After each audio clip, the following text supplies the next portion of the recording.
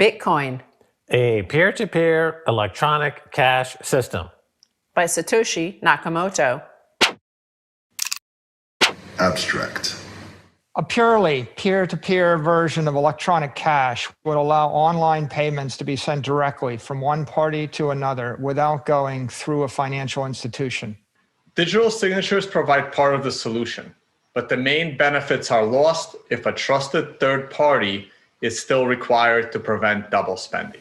We propose a solution to the double spending problem using a peer-to-peer network. The network timestamps transactions by hashing them into an ongoing chain of hash-based proof of work, forming a record that cannot be changed without redoing the proof of work.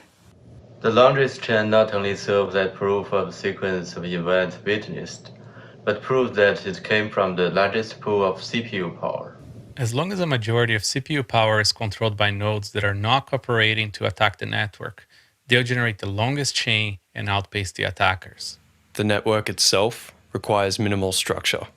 Messages are broadcast on a best effort basis, and nodes can leave and rejoin the network at will.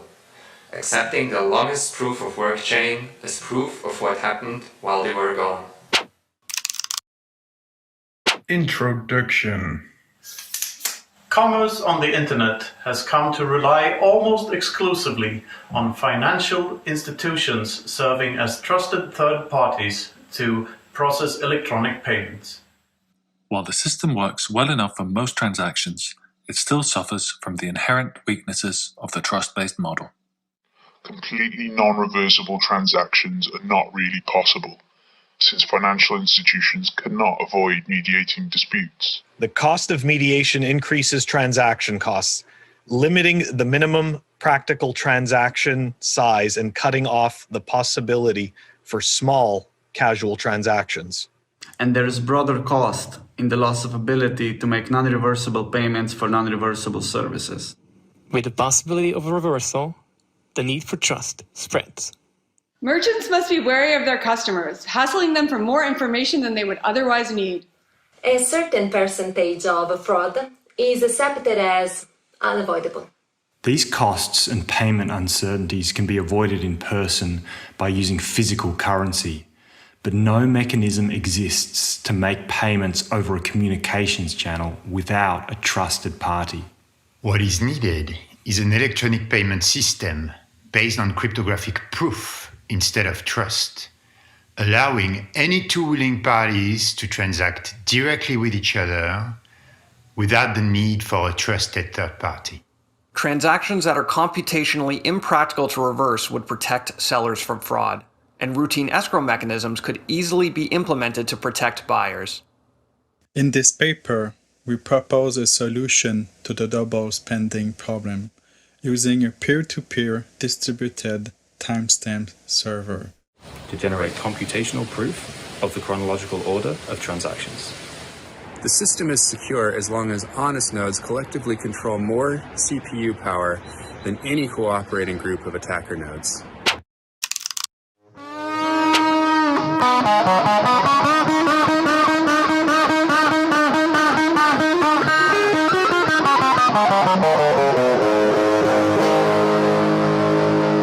Transactions. We define an electronic coin as a chain of digital signatures. Each owner transfers the coin to the next by digitally signing a hash of the previous transaction and the public key of the next owner and adding these to the end of the coin.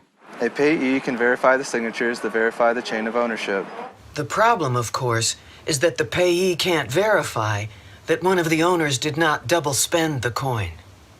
A common solution is to introduce a trusted central authority, or mint, that checks every transaction for double spending. After each transaction, the coin must be returned to the mint to issue a new coin, and only coins issued directly from the mint are trusted not to be double spent. The problem with this solution is that the fate of the entire money system depends on the company running the mint, with every transaction having to go through them, just like a bank.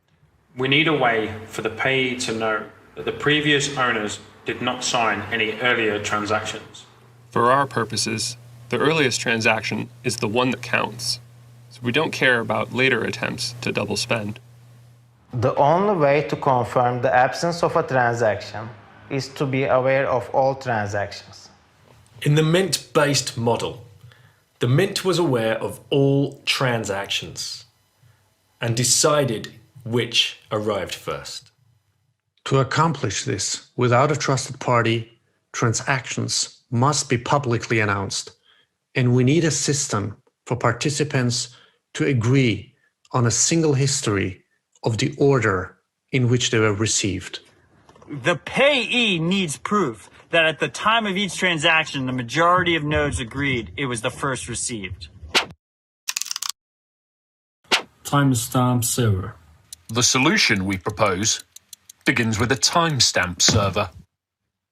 A timestamp server works by taking a hash of a block of items to be timestamped and widely publishing the hash, such as in a newspaper or Usenet post. The timestamp proves that the data must have existed at the time, obviously in order to get into the hash. Each timestamp includes the previous timestamp in its hash, forming a chain, with each additional timestamp reinforcing the ones before it. Proof of work. To implement a distributed timestamp server on a peer-to-peer basis, we will need to use a proof-of-work system similar to Atom-Back's Hashcash, rather than newspaper or Usenet posts.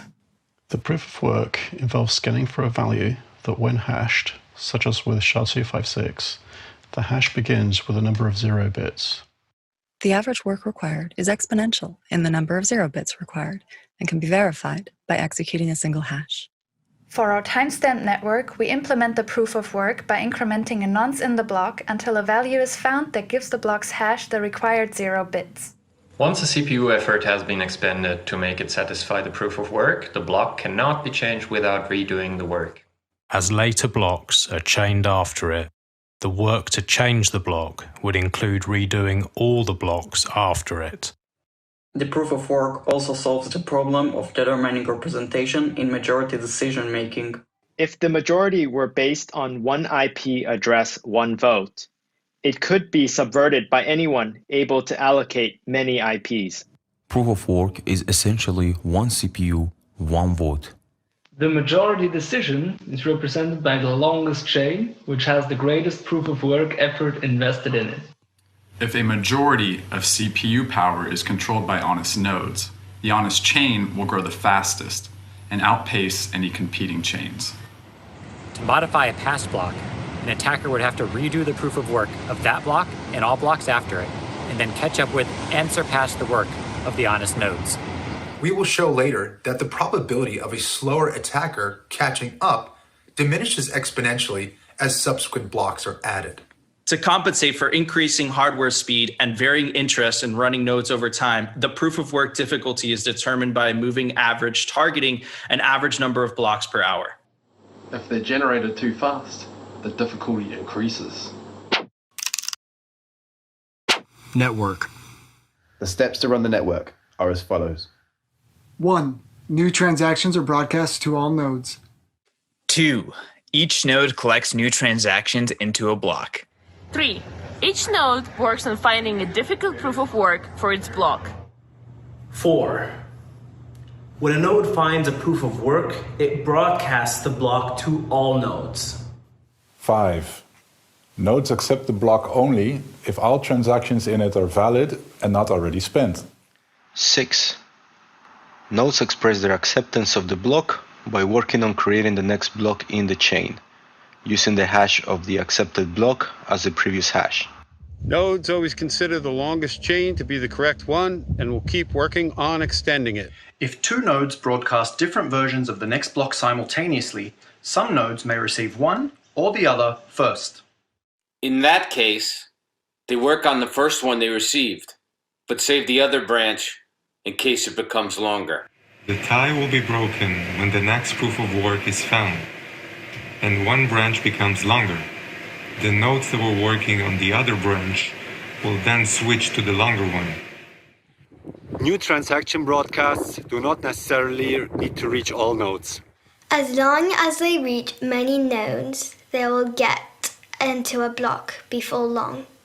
block broadcasts are also tolerant of dropped messages. If a node does not receive a block, it will request it when it receives the next block and realizes it missed one. Incentive. By convention, the first transaction in a block is a special transaction that starts a new coin owned by the creator of the block. This adds an incentive for nodes to support the network and provides a way to initially distribute coins into circulation, since there is no central authority to issue them.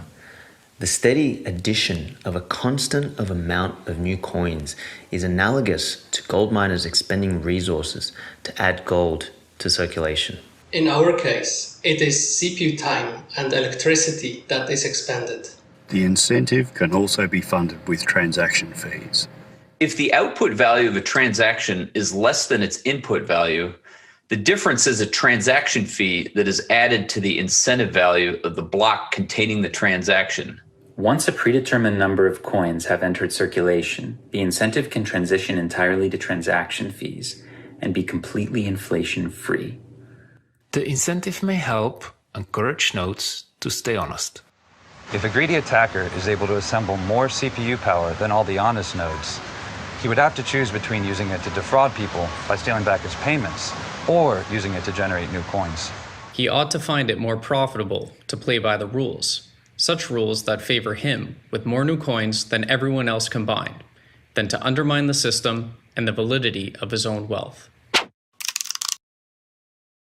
Reclaiming disk space. Once the latest transaction in a coin is buried under enough blocks, the spent transactions before it can be discarded to save disk space. To facilitate this without breaking the block's hash, transactions are hashed in a Merkle tree, with only the root being included in the block's hash. Old blocks can then be compacted by stubbing off branches of the tree. The interior hashes do not need to be stored. A block header with no transactions would be about 80 bytes. If we suppose blocks are generated every 10 minutes, then 80 bytes times 6 times 24 times 365 equals 4.2 megabytes per year. With computer systems typically selling with 2 gigabytes of RAM as of 2008 and Moore's law predicting current growth of 1.2 gigabytes per year, storage should not be a problem even if the block headers must be kept in memory. Simplified payment verification. It is possible to verify payments without running a full network node. A user only needs to have a copy of the block headers of the longest proof of work chain, which he can get by querying the network nodes until he is convinced he has the longest chain, and obtain the Merkle branch linking the transaction to the block it was timestamped in. He can't check the transaction for himself, but by linking it to a place in the chain, he can see that the network node has accepted it, and blocks added after it further confirm the network has accepted it. As such, the verification is reliable as long as honest nodes control the network, but is more vulnerable if the network is overpowered by an attacker. While network nodes can verify transactions for themselves, the simplified method can be fooled by an attacker's fabricated transactions for as long as the attacker can continue to overpower the network. One strategy to protect against this would be to accept alerts from network nodes when they detect an invalid block, prompting the user's software to download the full block and alerted transactions to confirm the inconsistency. Businesses that receive frequent payments will probably still want to run their own nodes for more independent security and quicker verification. Combining and splitting value. Although it'd be possible to handle coins individually, it would be unwieldy to make a separate transaction for every cent in a transfer. To allow value to be split and combined, transactions contain multiple inputs and outputs. Normally there'll be either a single input from a larger previous transaction or multiple inputs combining smaller amounts, and at most, 2 outputs, one for the payment and one returning the change, if any, back to the sender. It should be noted that fan-out, where a transaction depends on several transactions and those transactions depend on many more, is not a problem here. There is never the need to extract a complete standalone copy of a transaction's history. Privacy. The traditional banking model achieves a level of privacy by limiting access to information to the parties involved and the trusted third party. The necessity to announce all transactions publicly precludes this method. But privacy can still be maintained by breaking the flow of information in another place, by keeping public keys anonymous. The public can see that someone is sending an amount to someone else, but without information linking the transaction to anyone. This is similar to the level of information released by stock exchanges, where the time and size of individual trades, the tape, is made public, but without telling who the parties were. As an additional firewall, a new key pair should be used for each transaction to keep them from being linked to a common owner. Some linking is still unavoidable with multi-input transactions, which necessarily reveal that their inputs were owned by the same owner. The risk is that if the owner of a key is revealed, linking could reveal other transactions that belong to the same owner. Calculations. We consider the scenario of an attacker trying to generate an alternate chain faster than the honest chain. Even if this is accomplished, it does not throw the system open to arbitrary changes, such as creating value out of thin air or taking money that never belonged to the attacker. Nodes are not going to accept an invalid transaction as payment, and honest nodes will never accept a block containing them. An attacker can only try to change one of his own transactions to take back money he recently spent. The race between the honest chain and an attacker chain can be characterized as a binomial random walk. The success event is the honest chain being extended by one block, increasing its lead by +1, and the failure event is the attacker's chain being extended by one block, reducing the gap by -1. The probability of an attacker catching up from a given deficit is analogous to a gambler's ruin problem. Suppose a gambler with unlimited credits starts at a deficit and plays potentially an infinite number of trials to try to reach break-even. We can calculate the probability he ever reaches break-even, or that an attacker ever catches up with the honest chain, as follows. P equals probability an honest node finds the next block. Q equals the probability that attacker finds the next block. QZ equals probability the attacker will ever catch up from Z blocks behind. QZ is equal to 1 if P is less than or equal to Q, and Q divided by P to the Z if P is greater than Q. Given our assumption that P is greater than Q, the probability drops exponentially as the number of blocks the attacker has to catch up with increases. With the odds against him, if he doesn't make a lucky lunge forward early on, his chances become vanishingly small as he falls further behind.